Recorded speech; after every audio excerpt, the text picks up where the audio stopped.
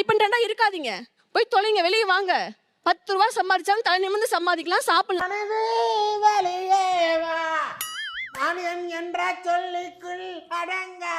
சொந்த கால்ல நிக்கணும். இந்த வார்த்தை இங்க வரைக்கும் தான். கோர்ட்ல வந்து பாத்தீங்கன்னா புருஷன்ட்ட வந்துட்டு ஜீவனாம்சம் கேக்குறது, பொய் கேஸ் போட்டு ஆலிமோனி செட்டில்மெண்ட் வாங்குறது. அது என்னமா அப்ப கொஞ்சம் கூட வெக்கப்படாம பேசிட்ட?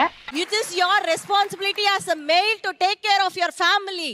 அது வந்து தம்பி காமெடி வேண்டாம், நான் சொல்லிட்டேன். நானு காமெடி பண்ணாத. பெத்த பையன் வீட்டுக்கு வரத சந்தேகமா பாக்குற கண்ணோட்டம் ஆணுக்கு ஏற்படுமா? இந்த கோரம் பஸ் ஆர்குமெண்ட்டுக்கா பேசாதீங்க. எல்லாரும் அக்செப்ட் பண்ணிப்போம். ஆனா எங்களுக்கு என்ன பாதிப்பு இருக்குன்றத நான் முதல்ல இத அக்செப்ட் பண்ணுங்க, அடுத்து நீங்க சொல்லுங்க. இல்ல அது அக்செப்ட் பண்ண முடியாது சார். கொஞ்சம் மேலவா இப்படி ஹைக் ஏறுவா. இப்போ இவங்க போற ஒரு ஆள் தனியா வந்து இருந்தாங்கன்னா ஊர்கா பிசினஸ் பண்ண நினைச்சா கூட பண்ண முடியாது. ஸ்விக்கி ஜொமேட்டோலாம் டெலிவரி எல்லாம் இல்லைங்களா? உங்களை இன்னும் ரொம்ப நாகரிகமா நடத்தணும்னு முயற்சி பண்றீங்க. இந்த எகத்தாலம் பேசாத பலமுறை உன்னை கண்டிச்சிருக்கேன், கேட்க மாட்டேங்கிற நீ. எங்க அவங்க என்ன பண்ணும் நீங்க எங்க சொல்றீங்க? நீ who are you? நீங்க ஏன் சொல்றீங்க? அவங்களோட சன் வந்து அவங்களே வந்து சந்தேகப்படுறாங்க அப்படின்னு சொன்னாங்கல்ல. காரணம் இல்லாம ஒருத்தர் வந்து சந்தேகப்பட முடியுமா சார்?